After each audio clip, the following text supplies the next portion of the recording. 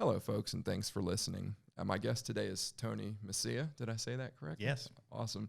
Founder and editor of the Charlotte Ledger, a business newsletter, obviously pretty focused on the Charlotte area. I get the Ledger every day delivered to my inbox, and I met Tony through a mutual friend fairly recently. I myself am fascinated by the changes going on in the media right now, and so I'm really looking forward to this conversation. Tony, thanks for joining me. Yeah, thanks for having me. And I'm especially thankful that you're here because you recently had a surgery, so thank you for soldiering on. We scheduled it a while ago. I'm happy I made it through to the other side, and I'm here. Awesome. So can you tell the listeners what the Charlotte Ledger is? Sure. The Charlotte Ledger is an e-newsletter on Substack. Well, Substack, of course, is a newsletter platform, backs up to a website. And what we cover, we call it businessy news in Charlotte, North Carolina. So, we don't want to do things that are boring. We don't want to, a lot of times people think, oh, it's business news. It's kind of dry. It's not for me. That's not really what we want to do. We want to do local news that's interesting. We're doing original local news, reported, responsible, but we also try and have a little bit of fun with it. So, we like to think we're delivering smart and essential news to Charlotte. That's great. And how long ago did you start the Ledger? Yeah, it started it a couple years ago, 2 years ago this month, March of 2019.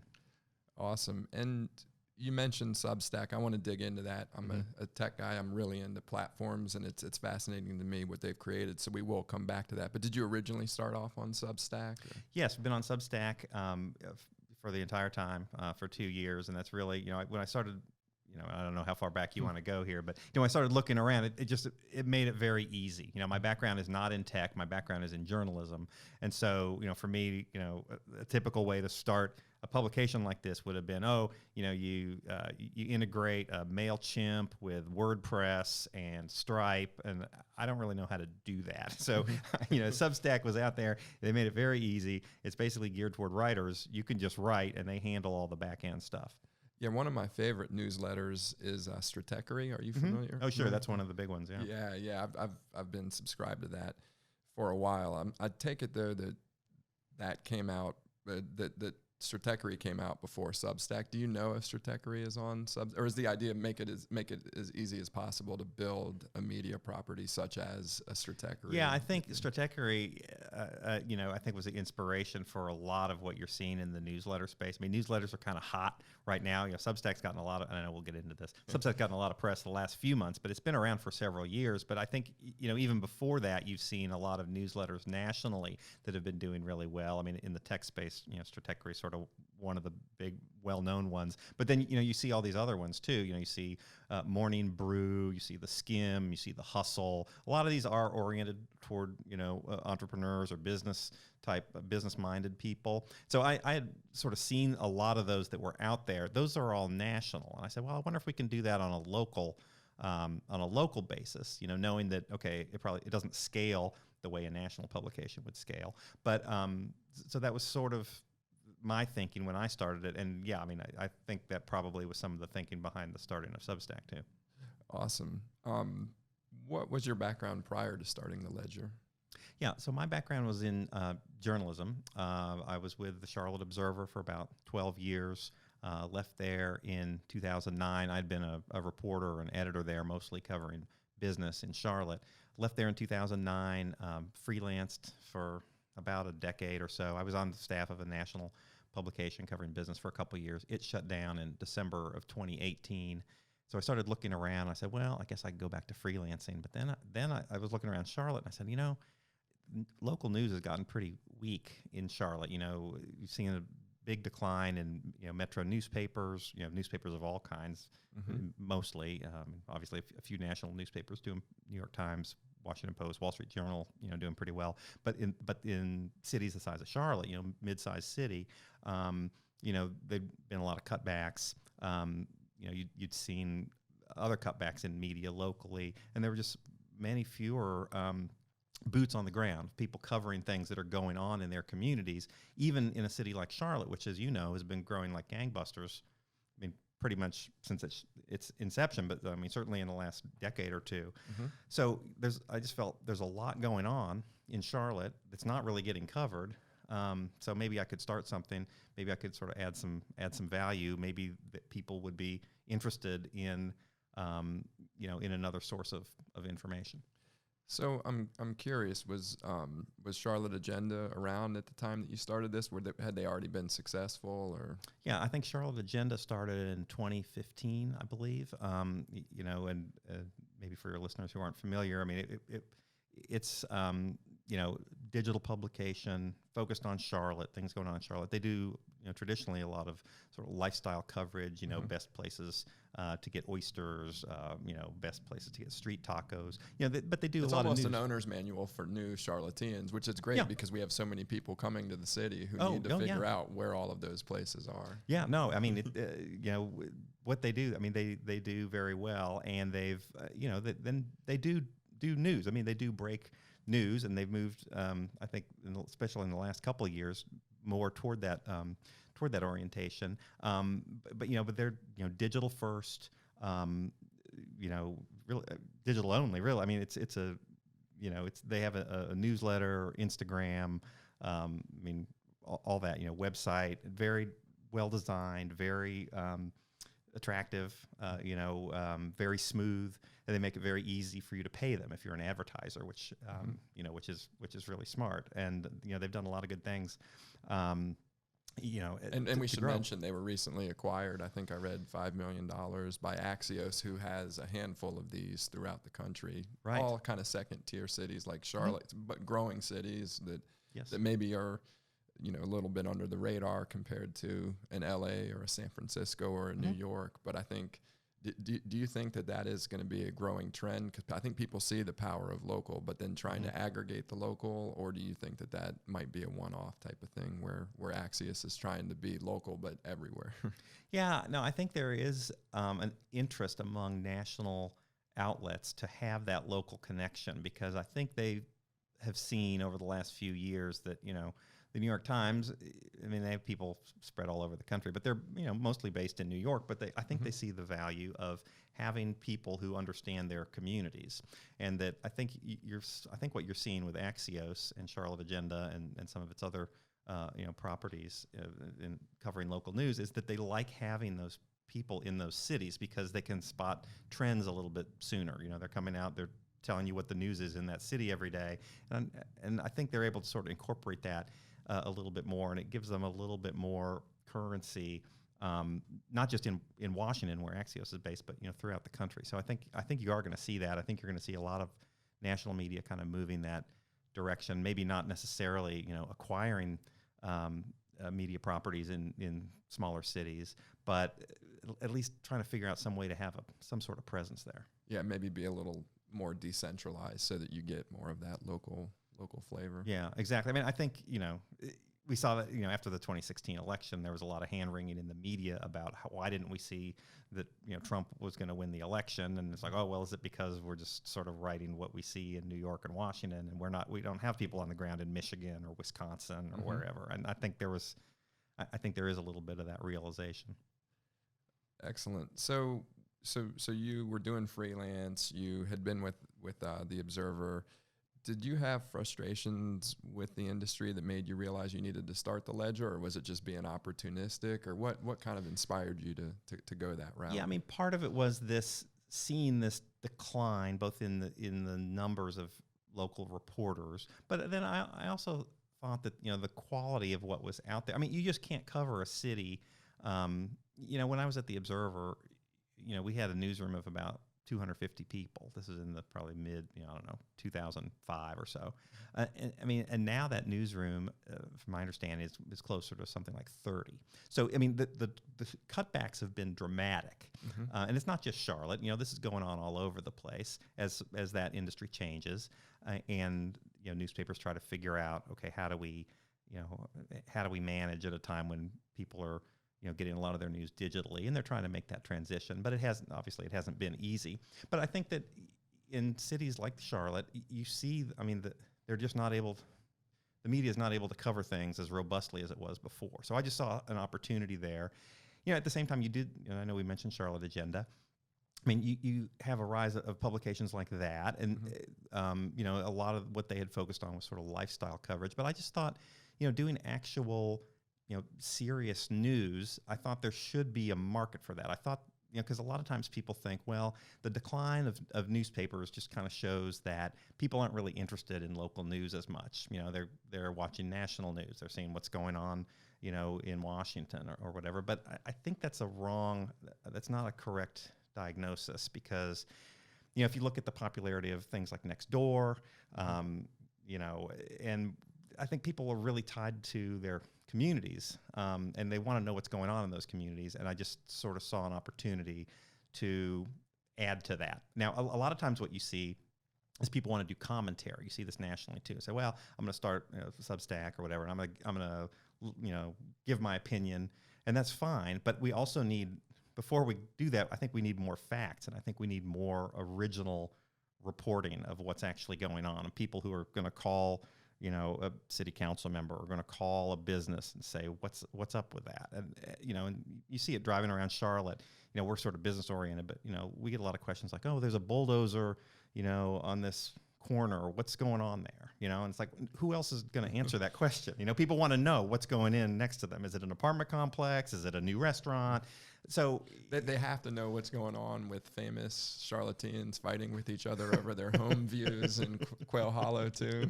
There's all sorts of fun side stories, right? Yeah, there's a lot going on. There's a whole bunch of the court records. There's all kinds of people suing each other each day. There's all kinds of interesting intrigue. That never quite, that a lot of times doesn't make it into the media. There's a huge opportunity, I think, in local news to do a lot of original stuff. And so that was my thinking, was we can break some news, we can tell people trends. The other part of it is, I've been in Charlotte for 20 years. A lot of reporters in a lot of other media organizations are younger, they're in their 20s.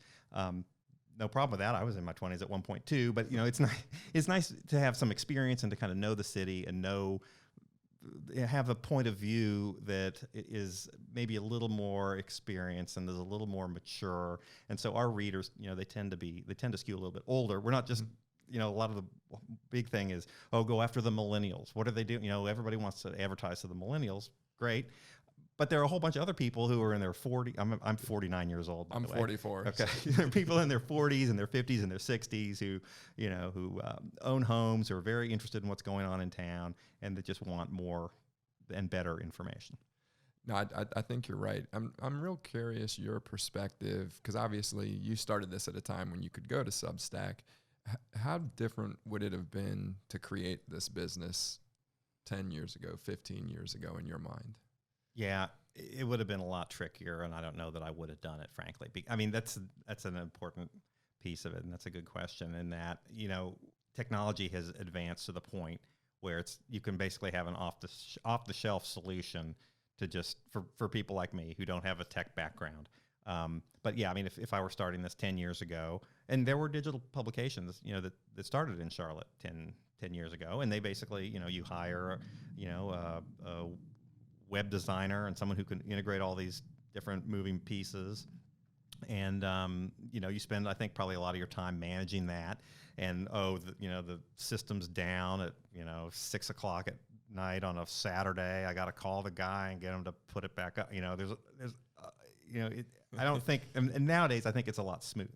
I think that, you have a lot more possibilities. You have a lot more, options on things, and in a way that makes it a lot easier and a lot cheaper. Absolutely. We see it in my industry. I've been developing enterprise technology since the late 90s, early 2000s. And back then you'd go raise $20 million to buy the hardware that you would then install software on, that you would buy. And then you'd hire an army of consultants to build the software, and it would take 6 months before the first version came out. And then 6 months later, you might have a product market fit, or you might not. And then you'd go raise money to scale it. And now people can go out there and rent Amazon's computer space with very advanced technologies that have been contributed and are all almost universally open source and free software. And you pay by the minute of computing resource that you use from Amazon or Google or Microsoft.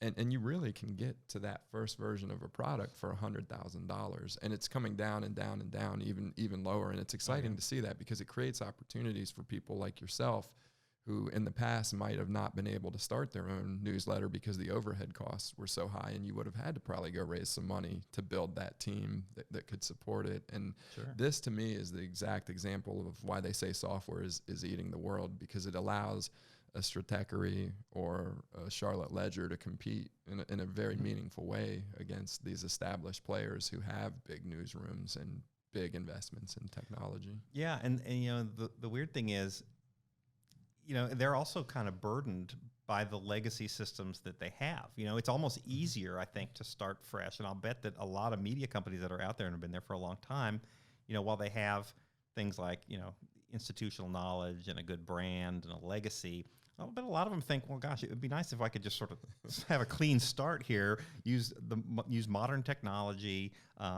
You know, I think it's hard for them a lot of times to convert to, you know, to take advantage of the existing technologies that are out there. We see that in a lot of industries. I'm waiting for a new airline to start that starts from the ground up with better technology, because the technology systems the airlines use are in many cases 30, 40, 50 years old, and there's no way you could rewrite them unless somebody came in from day one and said, we're going to build it. But I think that you see that in a lot of industries. I think you see it in a lot of the banks. Some of these challenger banks that don't even open up a single branch are able to start investing and buying technology that they can assemble into a digital-only user experience. And so, again, I think it's across all industries. So I'm just curious, what kind of airline would you, if you were building an airline, what would that look like? Well, I think that, number one, and I'm not an expert in the airline industry at all, but I think that the way that the scheduling works and the way that the pricing is forced to work, a lot of it seems like the tail wagging the dog to me. I think that a lot of business processes in that industry in particular are kind of wrapped around the technology, getting to Sabre, which is the underlying reservation system. I think that there are much easier ways to, like when you go in and want to change your seats and you see them typing, you know, thousands of characters, you're like, what are they typing into this on a green screen or something? Yeah, exactly. Clack, clack, clack, clack, clack, clack, when they hit the exactly. keys. And just, I've spent some time doing consulting for some of the bigger airlines and just see the complexity in the infrastructure for fairly simple things. And I think anytime you can unlock that and just say, okay, we're just going to build a notion of what a user is. Well, here's a notion of what a ticket is. Here's a seat, and build it without all of the complexity that layered in over the years and all of the technical debt, as they call it. I think that you could streamline that user experience. I think that when you think about, you know, the whole experience of understanding that your flight is late, they know pretty early on if your flight's going to be late. But I think that there are some software reasons that you might not find out about it until you're already late. And we don't accept that type of behavior from other industries, but in the airline industry, it's just expected. It's like, oh, great, if it's on time, this is when it's going to leave. And I get that there's the complexity of just the whole operation. We've got this, you know, team of hundreds of people working together, and if any one of them can slow down the process, that's going to create delays. But I think there are also things that are just software related where they could better optimize and make sure that they're pricing correctly so that the flight is full, or that they're charging the right amount of money to the type of customers who are willing to pay more money but to have less people on the airplane. I think there are all sorts of things that from a software perspective you could improve that experience pretty dramatically. Now, at the end of the day, you're getting into a metal tube that's flying 30,000 feet over sea level in recirculated air in little tiny windows. So I don't know how good that experience can be, but I do think that that's the type of industry where, not that you would build an Uber for it necessarily, but the same type of upending that Uber did with the experience of hailing a car, I think you could do something similar with that airline experience. Now, I will say Delta Airlines in particular has a venture group down in Atlanta that is an innovation group that is looking at some pretty cool things. They actively invest in startups through a group called Engage VC down in Atlanta. And so I know that they are trying to figure out, how do we use technology? I just think it's an uphill battle with all of these legacy systems, to your earlier point. Yeah, no, it's just interesting that I know we're getting off a little bit on a tangent, but why not? That's my favorite part of this podcast. I used to cover airlines, and so you would see these, new carriers pop up, whether it's, JetBlue or before that, Southwest, and they would have these sort of innovative business models, but then over time they kind of creep into become more like a legacy carrier, Virgin, what was it, Virgin America, you'd get on and they have all these cool lights and you'd be like, wow, this is really neat. And then I think they merged or something, maybe they got bought, and they all sort of become the same. And I don't know, it used to be, at one point, U.S. Airways, its ticker symbol was LCC, low cost carrier, is what they were trying to say, right? Oh, wow, I did not realize that. The merger with America West, I think. But it is sort of interesting to see how that works, that they start off with these intentions of being different, but then at some point they kind of get sucked into doing things, the usual way. And you can say Southwest, okay, you don't pay bag fees, and they're doing different things here and there, but that's really sort of at the margins. Yeah. No, I think you're hitting on a great point here, which is, where do the 10X improvements come from? And that's something that people in my industry are very focused on. How do we create 10X improvements? And I think Southwest created a better experience, but I don't know that it was 10 times better than the experience before it. So I think another instructive example that is right along the lines of what you're talking about is GM wanted to change the way they do cars, so they created Saturn. Mm-hmm. And initially, Saturn was a completely separate entity, completely separately funded.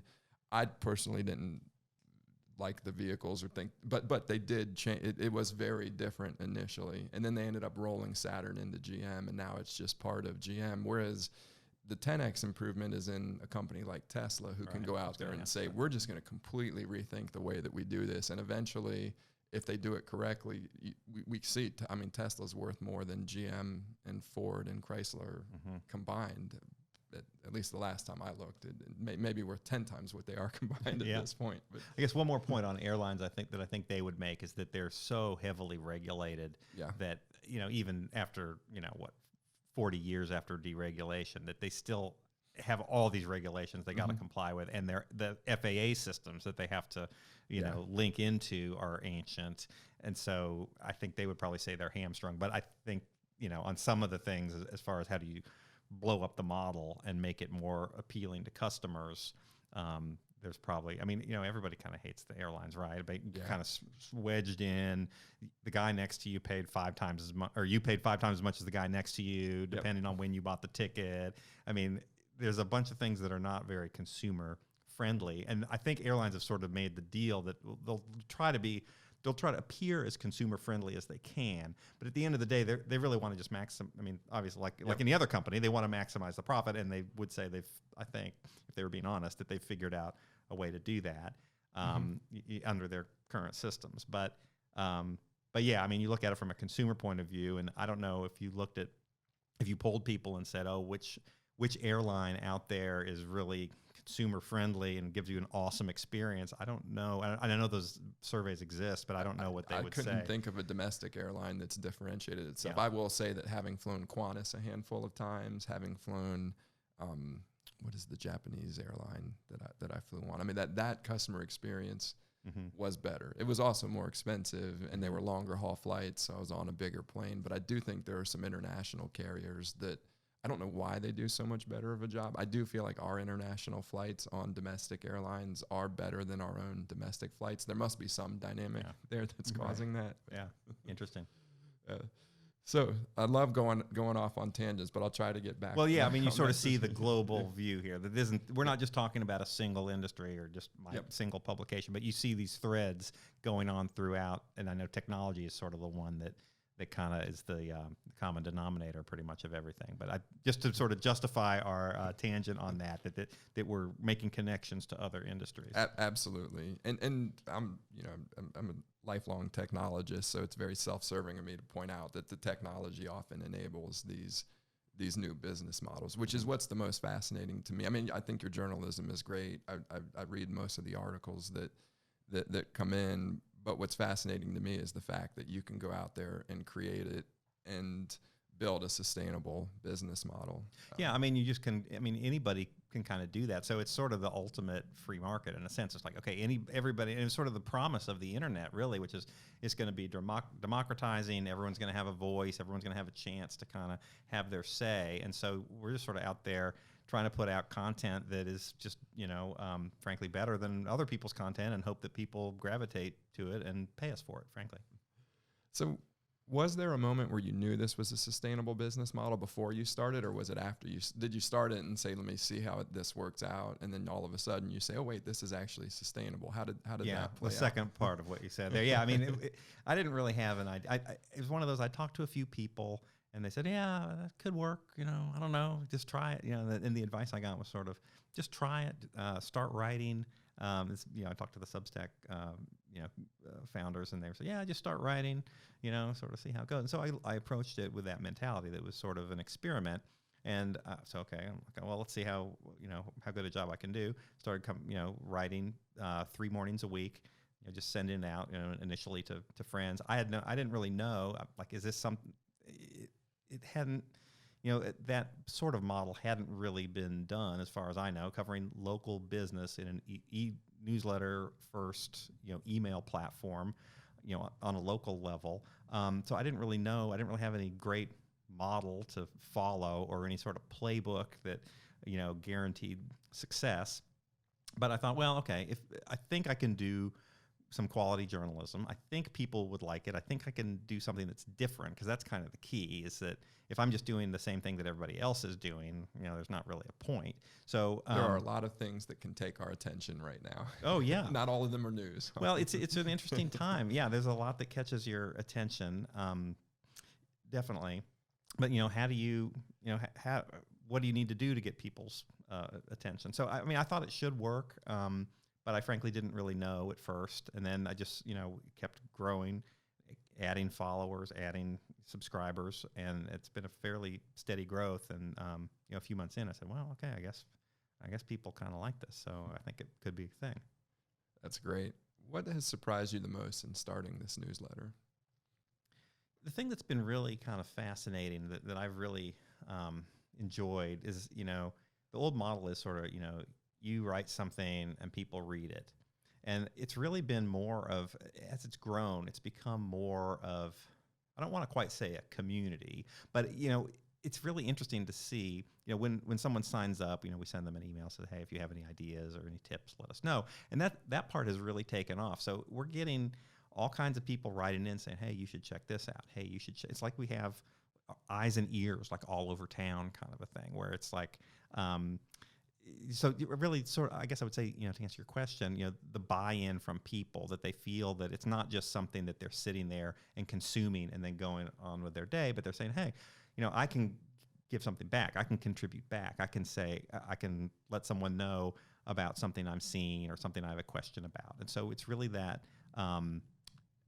two-way street, sort of. Interesting. So when you think about sourcing stories, do you have, it sounds like you can source some of it even from your readers who can give feedback, but how do you go about figuring out what you want to write about in the newsletter? This is going to sound probably kind of narcissistic, but it's what is interesting to me is basically, and and on the one hand, while that sounds probably selfish or self-oriented, I mean, the idea is we're trying to produce a newsletter that we don't really want to be all things to all people. And, I've been in journalism for, I don't know, 20 plus years. So I think I have a good sense of what people are going to what's going to resonate with people. So it's not really any more complicated than that. I mean, we do have analytics. We are able to see, which newsletters have the most views and who's forwarding the most emails on what newsletter. So we have some data on that, but I tend to go, frankly, more with my gut than looking at those numbers, which I think oftentimes don't really tell you what you really need to know.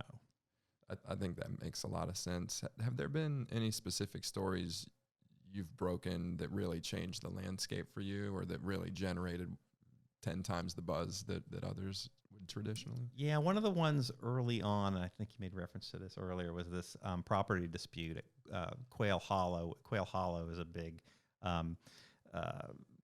country club, the championship golf course. There's a PGA event there every year, and it's basically beautiful homes, absolutely beautiful. Yeah, homes. I mean, it's what $4, $5, $6 million homes, which for Charlotte is a pretty expensive play. I mean, it is expensive. I know some parts of the country, if you're listening to this and you're in the Bay Area, you're like, that $5 million home is a 1,500 square foot bungalow in Palo Alto or something. But just to put this in perspective for folks who aren't from the Charlotte area, my fiance recently helped Christian McCaffrey buy a home. That it leaked out that it was him. They were trying to keep it quiet, but it made it into the news, and it was a $7.5 million home. And for the Charlotte area, that was the most expensive property sold through the MLS of all time. Right. So that's the high end. Right. That's why everyone from New York and California is moving here, basically, so they could buy houses like that. But anyway, so this was a story about the CEO of Lending Tree. You've probably seen the commercials, financial marketplace company based in Charlotte. And his next door neighbor was a former congressman, Robert Pittenger. And so they were having this big property dispute, basically, where the CEO of Lending Tree was building a house, but the former congressman thought it was too close to his property line and too gargantuan, didn't meet the setback requirements, the garage was too big in violation of the neighborhood covenants. So he sued. It's a big court case. We covered it, and people were... I don't know. It was a little gossipy, and but it's this thing where it's this weird combination of, celebrity and power, real estate porn and power, and it's just and people really were interested in that. And it was a court case. It's all public record. It's out there. And if this had happened in New York, it would have been on the front page of the New York Post, like every week kind of thing. And nobody here was really covering it, which was odd to me. So I'm like, all right, well, we're just going to kind of cover this and say what happened. And people, I don't know, people enjoyed that. And that, that's sort of one of the downsides, I guess, of being a celebrity or, in public service, is that the media is going to cover stuff like that. And, but on the other hand, I mean, people,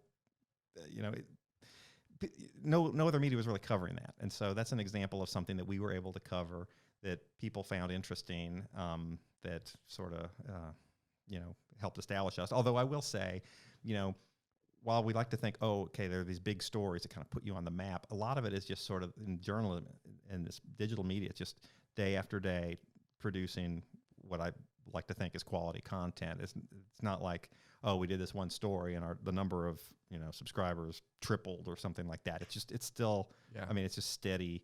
It's consistency really more than any one sort of flash in the pan story.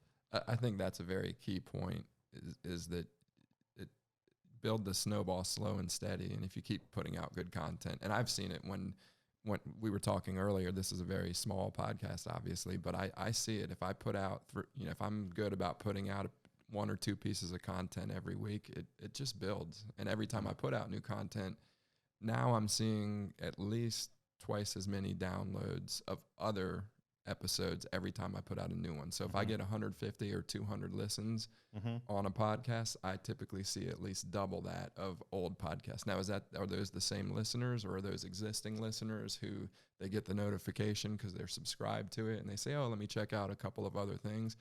I don't know. But I know that if I keep putting out the content, it does grow the base. So I think that's a really important point you're making. No, I mean, it does sort of build on itself. And I like to tell our writers too, that as great as we think any single story is, that we're not being judged on any single story, really. I mean, we get, you put out a story that people don't like, and you get, some negative emails. You put out one people like, you get some positive emails. But it's like, overall, I think we're judged on the overall quality of our work. There are very few people who just come to us, read one article, and choose to subscribe, or people who have been with us for a while and they read one article and they say, okay, I'm out of here. I don't like these people. I mean, we're really being judged on our whole body of work, I think, as opposed to, one particular issue. So I don't want to put too much pressure on people to. And there may not be an answer to this, but as you mentioned, if you put out a piece of bad content that people don't like, what is it that people don't like? Is it a puff piece, or is it a fluff piece, or what is the characteristics of something that people generally don't like? It's really interesting when you think about audiences, because some things that people don't like, other people really enjoy. And so it's this hard thing where, if we have, right now, as of March 2021, we have 7,400 people on our email list. And, if we get 5 emails about something that's, 5-10 emails, that's a lot of emails in reaction to one thing. So do we really want to change what we do based on a handful of people, or are those people speaking for hundreds and hundreds of people who don't weren't inclined to, email something in? I don't know. But to answer your question, it's really sort of all of the above. Like, we've done pieces where people wrote in and said, well, this one sounds kind of like a ad for this business. I don't know why you did this. And so, we don't really do a lot of, we don't do any sponsored content. Everything that all of our editorial content is because we thought it was interesting, basically. So, I'm sensitive to that. You have some that sort of touch on political themes, and that can be a real lightning rod, from whichever direction. So we try to avoid, as much as we can, national politics. It's like basically a local business newsletter. There's no reason that we should have stuff that is either heaping praise on, Biden or Trump or vice versa. We can kind of keep that out mostly. But occasionally, there's going to be some, we're putting out a whole bunch of content. There's going to be some that sort of touches on political themes, and that people really get riled up about that, I find.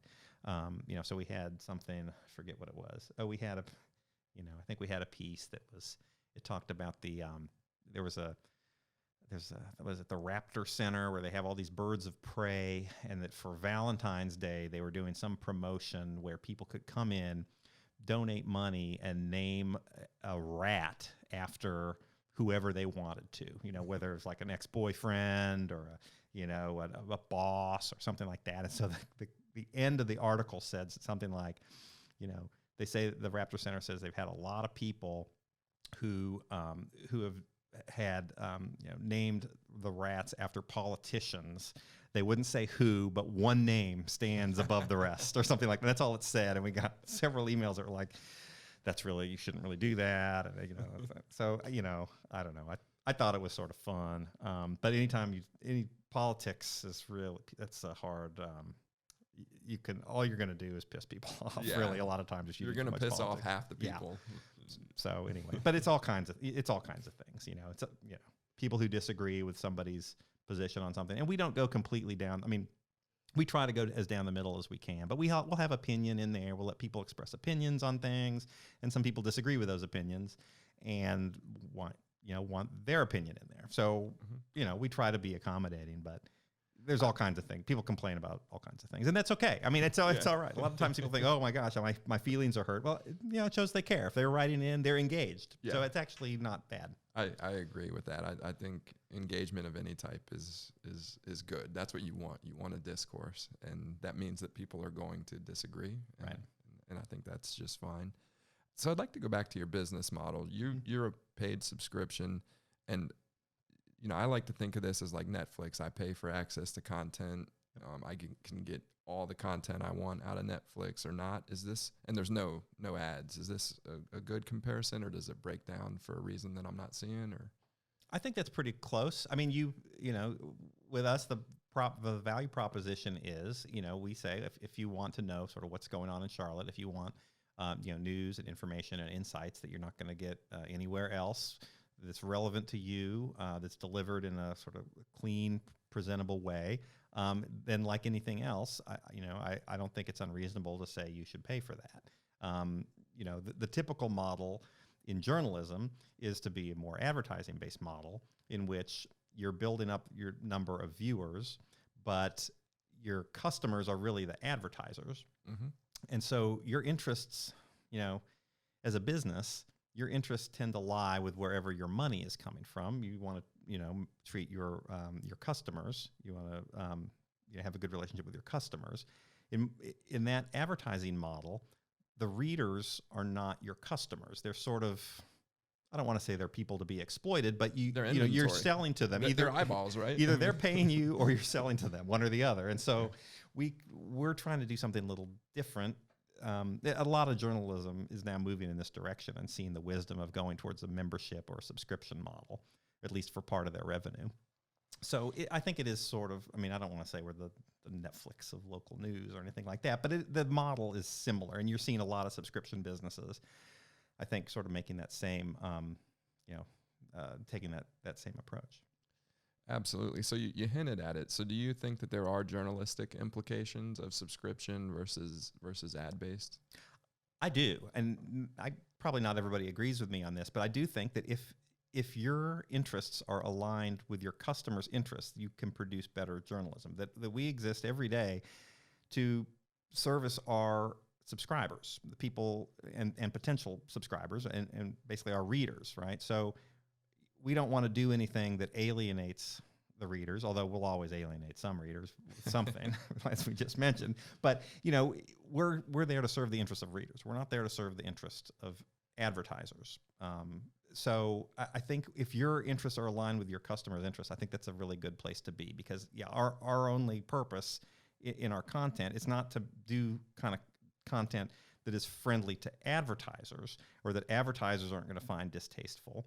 But it's to really serve those readers. You also get into a little bit of a conflict if you have huge advertisers, and this has gone on since probably the dawn of time with media. But if you have huge advertisers, and then you have a story that sort of touches on one of those advertisers, it's a very delicate place to be.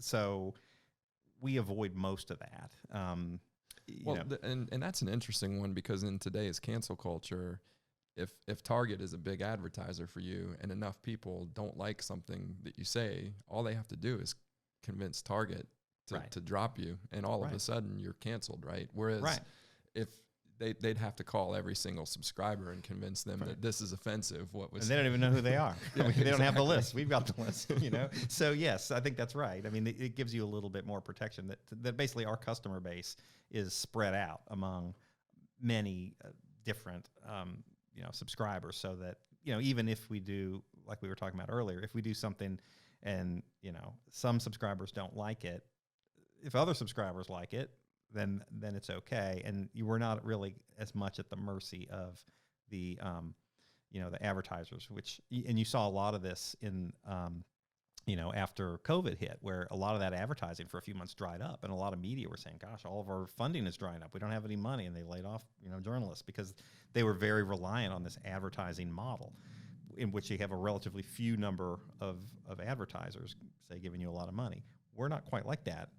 So I feel like it's a better place to be. I feel like it's more sustainable. It's more predictable.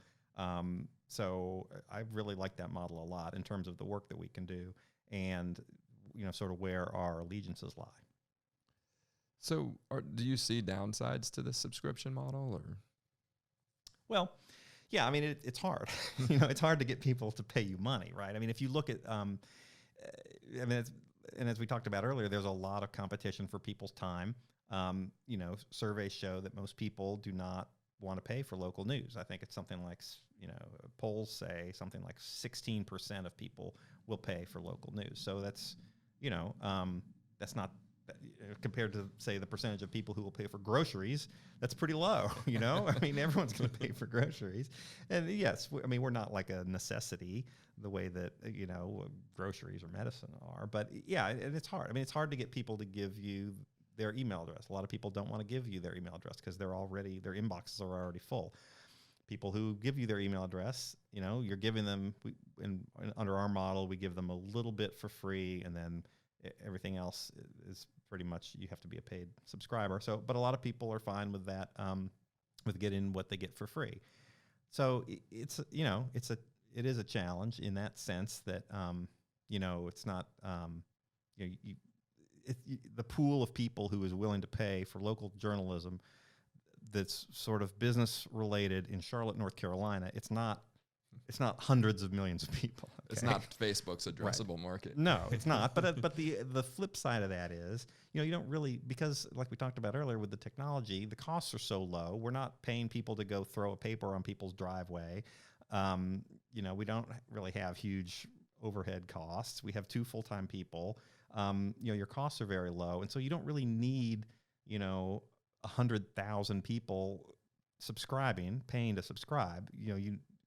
you need a fraction of that. So, pluses and minuses, I guess. Absolutely. One thing I'm curious about, if this applies for you, and I probably know the answer, but in the Netflix world, they invest very heavily in creating their own content. Mm-hmm. And I think the way that they justify that, it isn't just that your consumers benefit because they have content that they want to see now, but they can go back and look at that content at any given time. So I can go back 10 years from now and watch Ozark. Do you see people going back and looking at your older stuff a lot, or is it only truly the new stuff, hence the term news? Yeah, we do get some of that. I mean, most of the people, and we can see, and we link back, probably like in this podcast, if you had a good interview with someone that did, high intensity interval training, you'd want to plug that podcast, for example, if somehow we were to talk about that, and it would drive people to that podcast. And I don't know if you've done any recently on high intensive interval training or Tabata. All the time, yeah. Okay. So, I'm not giving you a plug and saying people might want to go look in the library and check out those if you're interested in Tabata or high intensity interval training. Very subtle, Tony. Thank you.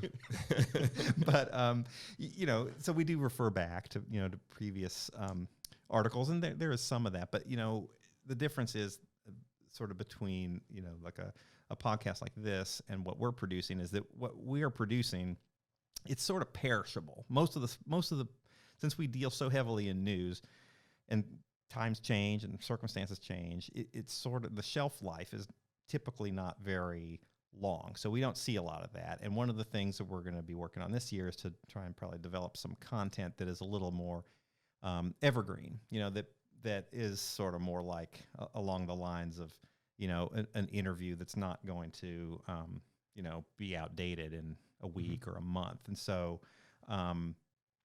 so that's sort of one of the things that we're thinking of too, is just to kind of to help, to help some of the discoverability. I mean, you see that in other media.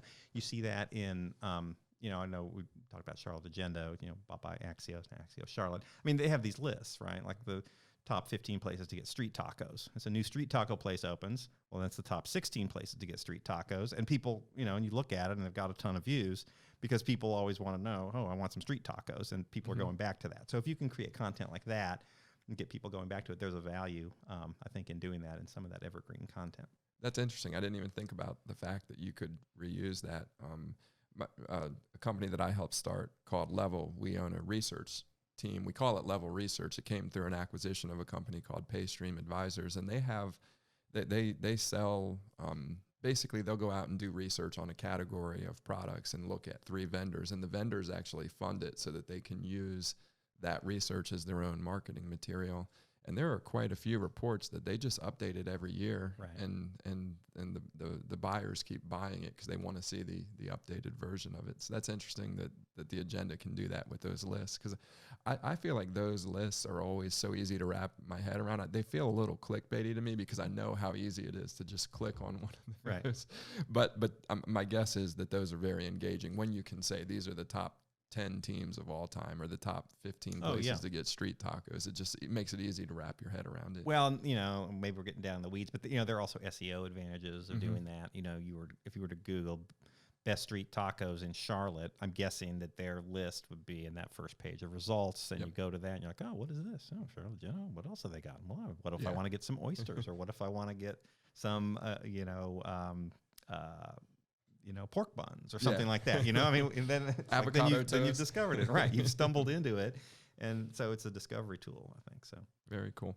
Well, now I want to talk a little bit about Substack because you've mentioned it a few times. So can you just give a quick summary of what Substack is, and then maybe talk about what your day looks like in terms of, or even when you originally set this up, what does it look like in the Substack world, and then maybe contrast that with how it might have worked again the 10 or 15 years ago, like we talked about. Sure. I'll try and answer those. If I forget one of them, I'll remind you. But so Substack is a platform, and that basically that's set up to deliver, e-newsletters via email that backs up to a website, basically on Substack. And so they started a few years ago. They've gotten some, investment funding. And this just in the last few months, they've received a whole bunch of attention, but they've been around for several years. And so what it does is it handles all the back end technology, user sign up, billing when it comes to that. They let you start up for free. Anybody can just write for them on their platform for free, as long as you're sending out free newsletters. Once you start charging for newsletters, they take 10% of your revenue, plus their credit card fees that go to Stripe of about 2.5% or 3%, which is fairly standard. So it's really 10% isn't bad. I mean, Apple takes 30% for distribution in the App Store. Not that that's a great model that people should emulate, but 10% seems like pretty reasonable. Yeah, especially if you're just starting out, I think, and you don't really have all that many. Now, some of these bigger people on Substack, that winds up being a lot of money to them. And as we grow, that's going to wind up being more money for us. And so at some point, we're probably getting ahead of ourselves here, but at some point you look at it and you say, well, if I'm spending a whole bunch of money on Substack, could I take that money and create my own thing for a lot cheaper and basically keep the difference?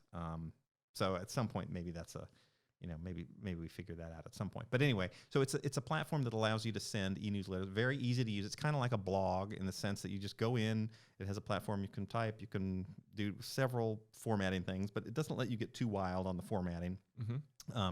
You can't really, you can't embed, for example, images on one side of the text. There are little things like that. They just introduced a feature where you can now select among a few different fonts, but it doesn't let you do all kinds of colors or anything like that. So it's fairly standardized. But I think that's the way people want to consume news. I think it's disgusting when I get on some of these sites and my ad blocking software says I've blocked 180 ads. Right. No, and so they optimize. They're able to, and the reason that they do that is it makes it more deliverable, right? So they're focused on making sure that email gets through to the person you're trying to send it to. And that is a really hard thing to do, by the way, for anybody who's ever tried to send out mass emails. You can real quickly get on the wrong side of the spam police, and you're in trouble. You're not going to have deliverability, and it's not an easy fix typically. No, I don't think there's anybody who says that all the emails are getting through from they're lying to you, because it's always an issue it's just a matter of how big of an issue it is. And so Substack, they try to optimize for that. So that's kind of how the platform works. And so they've been kind of building that out. They've been adding features here and there. I mean, it is very much sort of off the shelf. There's not a lot of customizability. Is that a word? Yep. You can't really customize it that much, but that's sort of, on the other hand, that's kind of the beauty of it, is that it just kind of works. It's very simple, straightforward, and you can integrate all kinds of different. You can't integrate ads with it. You can put in a display ad just as an image, but you can put Google Analytics on it. You can put a Facebook pixel for advertising on it. There are a number of things you can do that are sort of a little more advanced. But for most people, it's just sort of, hey, you can start writing today, put in, the emails you want it to go to, and then, there's a sign up page where it makes it all easy. So that's kind of what it does. That's sort of the basics. And, and I know particularly in the tech world, and probably a lot of your listeners are familiar with Substack, as, a lot of people are doing sort of, tech industry analysis or political analysis, those sorts of things. That's awesome. In the podcast space, there's companies like Patreon who allow you to ask for money for contributions from people, and there are some pretty big podcasts that are funded completely through Patreon ads. I publish mine on a piece of software called Anchor, which makes it pretty easy to monetize through ads. As long as you bring the audience, they'll bring you the ads, and you just record them and decide if you want to put them on the front roll, the mid roll, or the back roll. They have the CPCs, and then it's just straight metrics. Spotify actually recently, in the last, I think, 18 months, bought Anchor for over $300 million, I seem to recall. So there's a lot of investment in this space, and it's a big business. And more recently, you've seen Spotify start to buy podcasts like the Joe Rogan Experience for reportedly $100 million. Are there other big players in the newsletter space, or is Substack the main game in town, or are others eyeing it? Or I assume with their popularity that others will be eyeing the space. Yeah, there are more and more, and it's really sort of interesting to see. There's this whole industry now that's being set up around newsletters. There are newsletter consultants, there are people who have newsletters about newsletters, podcasts about newsletters. But yes, there are some competitors starting to come out. One's called Ghost. It's a little bit similar. There's another one, ConvertKit. I mean, there are any number of, I think, competitors are out there. Substack has become one of the best known because a lot of journalists, a lot of well-known journalists have sort of jumped over to Substack, particularly in the last 6 months or so on the national level. So, it's getting a lot of attention, but there are other options out there, but I think Substack's probably one of the best known. I incidentally had not heard of any of these other competitors before I started. So maybe that's a blessing in disguise that I didn't have to sort of spend months sort of agonizing which way do I go, what do I do. I just sort of read about Substack. I was like, that sounds pretty good. Why don't I check it out? That's how I was with Anchor. I somebody recommended it. I did a little bit of research. I was like, I'm just going to go on this platform. If it doesn't work for me, I'll go on to something else. And then Spotify bought them, and I was like, wow, this is much bigger business right? Yeah. than I had assumed. If somebody like Spotify is jumping in. But yeah, so in terms of Substack, I know they also got a bunch of investment. I think it was it Andreessen Horowitz? Is that a big? They're the biggest. They're the biggest, right? Well, there's three big ones, huge ones, and Andreessen's the youngest of the huge ones. But Andreessen himself coined the term "software is eating the world." Anybody that they invest in is right. So they just invested I think a year or so ago. So that's sort of given them a lot of street cred, I think. Yeah, absolutely. That's big time. That's the absolute top of the shelf, up there with Sequoia Capital and some of the other big boys. That's awesome. So I think so you started the Ledger, a couple years ago. How did it grow during the first year or so pre-COVID? You talked about the very beginning of it, where you put it out to family, and then it started to family and friends, and then it slowly starts to snowball. But what did growth look like over the first year or so? Yeah. So really for the first year, it was a completely free newsletter for the first year, because I said, okay, I want this to actually grow, and I didn't know how, once it became a paid newsletter, how much it would grow. So I'm like, okay, let's keep it free for a while and build up the free subscriber list. And so it was pretty steady. I mean, that first newsletter that I sent in March of 2019, I think went to 12 people. And then, I said, I posted on, LinkedIn and Twitter and my personal Facebook, saying, oh, check this out, I'm starting this. And so, the first month I sort of saw, I don't know, maybe got to a couple hundred. And then after that, it's actually been surprisingly steady in terms of the number of free readers that we've added. It's been, I think, around between 250 and 350 a month typically. And so we did that for a number of months. I mean, it was just me at that point, just putting it out and then saying, hey, if you like it, please share it with friends, please forward it. Had some partnerships with, a few different places that was helpful. I'm on the local NPR station every week talking about local business news. So, Tony Mecia with the Charlotte Ledger here to talk about, the big stories in Charlotte business this week, that kind of thing. So that's been helpful. Made a partnership with this woman who runs a private Facebook group in South Charlotte with something like 35,000 members on it. So she let me post things there. Okay.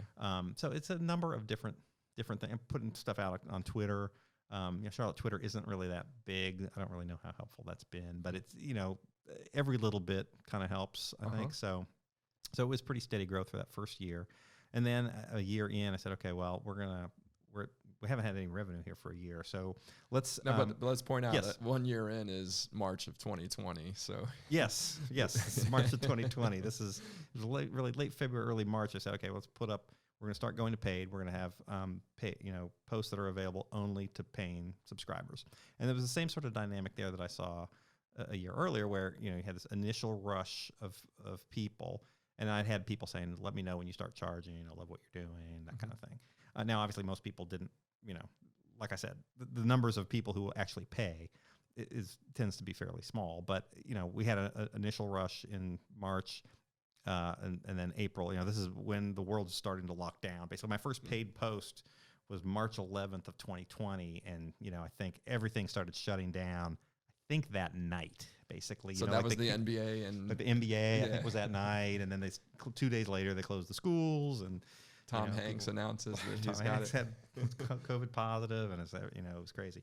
But so the timing was a little dicey, but it actually wound up being good because, and you see this in the rest of media industry, that there was such a huge focus on local news and such a big demand for credible local information, that as much as this was a national story, international story, that it played out in ways that were very local. So, the things that were going on in, Mecklenburg County, North Carolina, are very different than what was going on in San Mateo County, California, very different than, other places. So, so you really had a lot of people were really tuning into the importance of local news at that time. So that was, I think, helpful to us. And so we kept growing, pretty good clip in that March and April, and then got into something a little more of a normal pattern, but still adding paid subscribers. So that's been good. So did it slow down or speed up as a result of COVID, or it pretty much stayed, the growth stayed pretty much the same? It's really hard to say because we kind of switched our business model right as COVID started. So I think it was helpful. As it turned out, I mean, the number of total people signing up stayed, consistent, or maybe was a little bit better even. But it's hard. I don't really have anything to compare it to because, the previous March, we didn't have a paid product. It was just free, and we were just getting started. So comparisons are kind of hard. But I think it wound up being beneficial for us in that we were doing quality coverage, and we were finalists for a couple of awards for our COVID coverage. So it was, so that was kind of nice. That's awesome. I mean, you feel bad. It's like, this is a horrible tragedy, but there was a real, interest in what's going on locally. And I think people flocked to us because we were doing, responsible, big picture. Here's what it means. Here's what it means to you. Journalism delivered in a way that doesn't have a bunch of pop-up ads or annoying things or focusing on things that are trivial. I agree. I mentioned there's nothing more off-putting to me than trying to read a news article and having to turn my ad blocker off and then watching my whole computer slow down as it loads 150 different ads. Yeah, it drives people crazy. I mean, as much as it's really interesting when we've been talking somewhat about the content, somewhat about the tech, but it's like my background's in content, so. But that's really just kind of half the battle, is having good content. But it needs to be presented in a way that people find it, if not appealing, at least not annoying. You know, and I think that's the problem with a lot of these legacy systems is that, you read you go on a website and you're just bombarded with these, pop-up ads and autoplay videos and all this stuff, and it's like you just want to read the thing, and so it sort of ties it all together. But like if you have a subscriber model, you can do that. Yeah, you don't have to, sell 3 spots in the story about when the vaccine is showing up, to all these advertisers and sort of disguise what the actual thing is. It's like the part of the appeal is we're giving it to you. We're not bombarding you with a bunch of annoying ads because you're paying for it. That's part of what you're paying for is not to be assaulted by all these ads. So I think that's a good spot to be. I agree. What KPIs or metrics do you look at, and at what frequency? Is it as simple as just the number of paid and unpaid subscribers, or are you looking at the amount of time I spend on an article or on a part of an article? Can you talk a little bit about what you look at there? Yeah, that's a good question. And it's,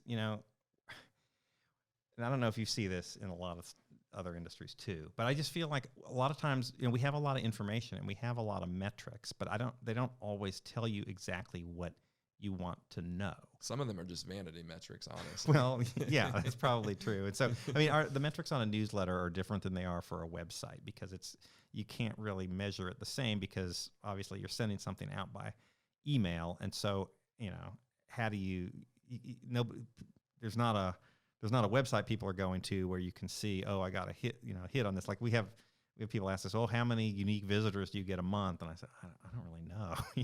That's not really relevant to me because most of the people read it in their email client, right?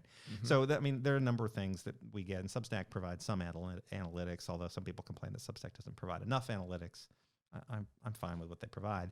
I mean, they'll tell you, the open rate, of the emails that went out. They'll tell you how many views that particular newsletter got, and the views are a combination of email opens plus people who read it on the website. So if you put it on Facebook and someone goes from Facebook to the website, that gets counted in as a view.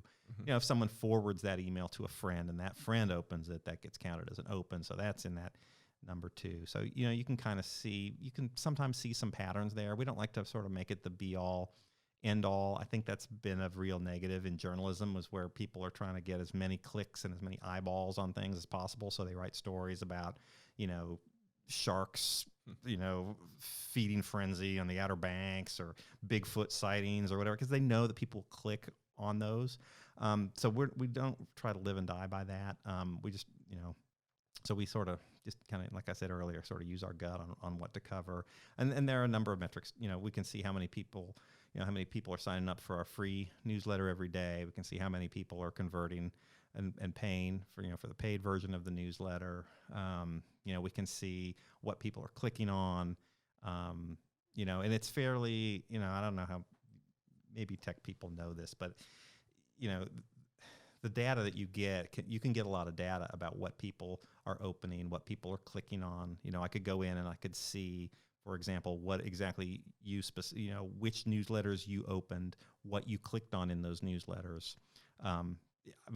That's not really helpful to me, so I don't really do that. Yeah. But there's a privacy element there too. So we don't in an abuse that. e-commerce setting, it's pretty common to look at the customer journey. So it's okay. Mm-hmm. I went here and then I went here. I added something to my cart. Mm-hmm. I got distracted and looked at this. I abandoned my cart and left. And that's Right. an outcome that you just can't have as Right. a retailer. But it sounds like that journey may not be as important. Although I would guess what you really want more than anything is a customer that reads more than some number of pieces of content over some period of time, because that's how you're going to reduce churn. Is if I don't mind if I get 6 bad articles of Certechery delivered to my inbox that I don't even read. It doesn't bother me as long as every once in a while I get one that I feel compelled to forward or to really wrap my mind around. And I imagine there's something similar, but I could see where it's very different than an e-commerce setting where they're maniacs about every single branch that any given customer might have taken. Well, yeah, and Substack is just starting to put in some of these analytics. They just rolled out a tool last month, February of 2021, in which they let you see some of that, where they can basically assign each of your newsletter subscribers a score between 1 and 5 stars based on how much they open, how much they forward, how much they engage with it. And so, you can start doing, then you can start targeting, which is a capability that most other email newsletter platforms would have, but where you can basically say, okay, give me all the 5-star people who are on the free list, and have been and have signed up more than a year ago, for example. And so maybe do you send them a special appeal or something like, hey, we know you've been with us for a long time, we think you enjoy what we're doing, here's a little more about us, click here to subscribe, kind of thing. You can do that kind of thing. Yeah. So you're starting to see a few of those tools come out, which I think will be helpful. My background, again, is not really in data analytics, so it's sort of learning some of that and trying to see. But yeah, on the other hand, too, you can look and see, for example, who hasn't opened an email in 2 months. You got to be a little careful with that, because some people have, blockers or something where, maybe they are reading it, but it's just not registering because they have some tool that doesn't count them as reading it. I know that happens. So, we're getting more and more capabilities to do that sort of thing and become a little more advanced, I guess. I mean, it's funny that I think you probably don't think of that as that advanced. I mean, it's sort of a normal thing, but I think of it as advanced, because right now we're sort of sending them out and sort of seeing where the chips fall. But it's like we can be a little more strategic, I think, on some of that. Well, and not to go way off topic, but you mentioned the big national newspapers, which I think everybody has converged on a very similar list, which is Wall Street Journal, New York Times, and Washington Post. And I think it's instructive. I'm not a journalist. I'm not particularly involved in the media industry. But it seems to me that it's no coincidence that when Jeff Bezos took over the Washington Post, and he took a little bit more, I suspect he took a little bit more of a data-driven approach to how they were going to do things. And that was a failing a failing newspaper, I think, for all. I mean, the business model was crashing around them. Their digital experience was horrible. I'm from the D.C. area, so I used to go on there just to read about the former Redskins, now the football team. Right. But I noticed that that at some point after Bezos made the acquisition, the digital product got way better. The actual Washington Post mobile app is actually I think a fairly decent app and a fairly decent way to consume. And so I suspect, again, this is the technologist in me saying, well, applying the technology and the data improved the product. But I don't know that you would say the same thing, that there was a moment where the New York Times or the Journal did that. They just, I don't know why those two are where they are. Maybe it was the long history that both of them had. But so maybe the tech isn't as important as I like to think. Well, I think they have teams. They all have teams that are just focused on the tech and on that customer experience, and they can see. They experiment with, okay, how many free articles are you going to get to read on the New York Times every month, and they kind of go back and forth, and they tweak that based on numbers, and they're very, I think, aware of those numbers. Now, again, I don't think those numbers always tell you everything, and I don't think you should always let the numbers just determine everything. But I think you do need to let the numbers help guide you, and I think traditionally media, at least in cities like Charlotte, haven't necessarily always done that. Yeah, I can imagine. So how do you think about growth? Is it maximize the Charlotte market and then grow to other markets, or do you think you stick with Charlotte, or how do you think about growth? Yeah, I mean, right now, obviously, you can just keep adding subscribers and have lots of happy growth. Right. Yeah. No, I mean that's a good question, and we think a lot about growth and how do we grow, and I still think we have a lot of opportunity in Charlotte because we are pretty new and relative to the population, not that many people know about us probably. But yeah, it's tricky because if you start moving to other markets, there's also some limiting factors as far as who are you getting. It's a lot of times, particularly with newsletters, it's very person dependent. You have to have sort of the right person in the right spot. So, I don't know. We're not really looking at other cities or doing anything like that right now. We're still kind of focused on trying to build out, what we have in Charlotte. And so there are a number of ways, that we could do things. We're still seeing growth in terms of, more paid subscribers, all the time. And then it's like, okay, well, is there a way to accelerate that? Is there more we could be doing? Right now we're 4 days a week. Do we increase that frequency? Do we, look at other, other newsletters? If business isn't your fancy, if you don't really care about that, is there some other thing that we could put out that you would care about? Those are all sort of obvious questions. So, or do we just try to make the product better? Do we need to, hire another reporter, another couple reporters, and just make it really good stuff? I mean, I don't know. There are all kinds of ways to do it. I mean, I don't know that it's really, I don't know. I guess I would never say never, but it's like, could you really scale it? Could you really, do something like this in multiple cities and, share the overhead and... Well, it's finding another Tony in another city that isn't going to go do it on their own. Right. Well, that's the hard part. Right. I mean, I'm not saying I'm irreplaceable, but it's like it's hard to find people, who are able to do the journalism and have a mind to the business side and the marketing side, and how do you do that? And I will say, you asked earlier about what have been some of the surprises, I think, along the way. And, I've gotten a lot of calls from entrepreneurs who are kind of seeing opportunities in this space that have said, tell me about, where we just talk for an hour just about, here's the business model, here's how it's going, here's what we've learned, that are saying, okay, well, hey, could I start something up? Could I, take $300,000 and hire, 3 reporters and a business side person and come out with a product? And, there are people thinking like that all over the country now, I think maybe in a way that weren't doing that a few years ago. I think because of all these trends that we've been talking about the, advances in technology and just, the decline of local journalism and the perception in a lot of cities that the quality just isn't isn't there, and that there's a hunger for more original local news. So I think you're starting to see that. I mean, I've had a lot of those conversations in the last, particularly year, and so I think you're going to see more stuff cropping up, and it's a really actually, it's an exciting time, I think, in journalism, and it's oftentimes overshadowed by this whole sort of doom and gloom over the newspaper industry. But you're seeing a lot of experimentation.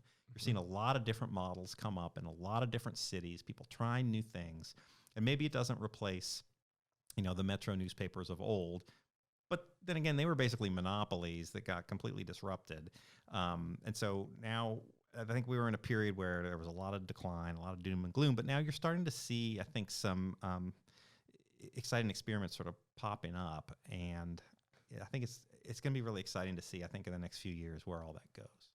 I agree. I mean, we saw it in the recording industry. It was a lot of doom and gloom for a long time about Napster is going to kill the business model. And there was a transition period, and I think that my understanding is the record labels are doing as well as they've ever done at this point. And I suspect that I suspect that technology in the long run will be a great thing for journalism. And I think it's exactly these themes that you're talking about, where all the other Tonys that are out there in all of these cities who want to deliver good local coverage in a niche market or in a big broad market, I think the more of those that can be encouraged and come up with ways where they can monetize things and create new business models, that's just going to be a good thing for journalism. Oh yeah. Now we're in a group called the Local Independent Online News, Lion, and it's several hundred purely digital local news organizations. And so I see a whole bunch of this about people trying all kinds of different things, and so they're all focused on different areas. We're focused on business, but there's some that focused on minority communities in Detroit, or all kinds of different things, and trying all kinds of different models, and newsletters, and the combination of websites and newsletters and podcasts, and so it's really been interesting to kind of see the experimentation that's going on out there, and I think that's healthy. That's a good thing, and we should encourage that, and I hope we see more of it. Absolutely. So I noticed from your LinkedIn profile, you're a Duke undergrad and a master's degree from Chapel Hill. Is that correct? Yes. So who do you root for when the teams play? Whoever's winning? It's been rough being a Duke fan lately. Year. But we're my wife and I both went there, and we're both Duke fans. So although we have a daughter at Chapel Hill, who my wife asked her this weekend, said, "Oh, so do you still feel any any loyalty at all toward Duke?" And she said, "No." So she's, so we've got a Tar Heel in the family. So